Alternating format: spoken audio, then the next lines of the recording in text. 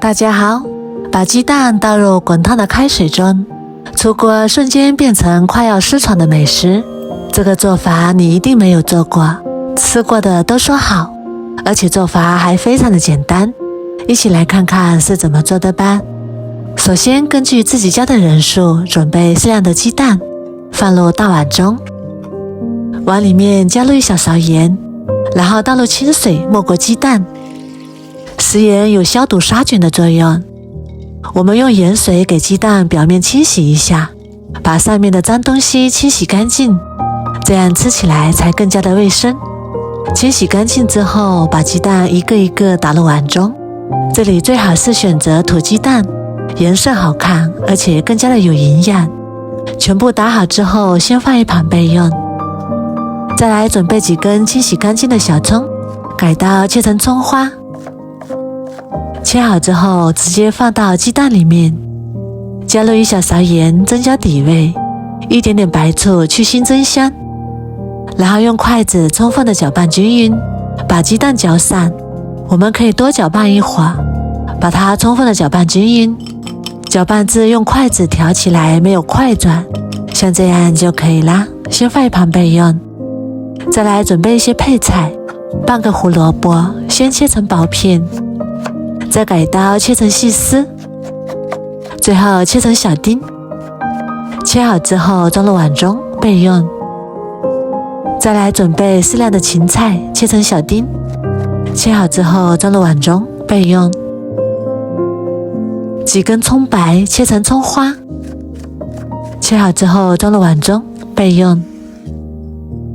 再来准备几个大蒜，先切成薄片，再改刀剁成蒜末，切好之后装入碗中备用。再来准备5毛钱的猪肉，改刀切成薄片，再给它剁成肉末，剁好之后装入碗中备用。然后锅中倒入半碗清水，开大火把锅中的水烧开，然后把鸡蛋液慢慢的倒进来，然后转中小火慢慢煮，火不要太大了，再用铲子轻轻的推动，一定要连同锅底的鸡蛋一起给它缠起来，全程都要开中小火慢慢煮，一直把所有的鸡蛋煮至定型。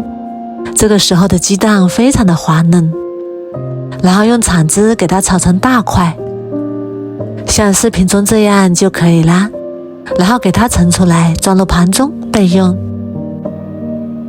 接下来锅中加入少许油，油热之后把肉末倒进来炒散，炒出香味，炒至肉末完全变白，然后把葱花和蒜末加进来，翻炒出香味。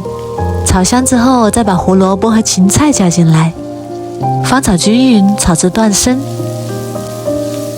炒好之后再倒入半碗清水，再加入一小勺盐，一勺鸡精，少许的胡椒粉，再加入一勺生抽，一点点老抽上色，少许的蚝油，然后充分的搅拌均匀，把调料化开。汤汁煮开之后加入少许水淀粉勾芡，然后搅拌均匀，把汤汁收至浓稠，也不用收得太干了，像这样就可以啦。然后关火，把它盛出来淋在鸡蛋上面。哇，好香啊，看起来就非常的有食欲。鸡蛋这样做非常的鲜香滑嫩，没有经过油炒，吃起来一点也不油腻，营养也不流失。这个做法也非常的适合老人和孩子吃，如果你喜欢，赶紧收藏起来试试吧。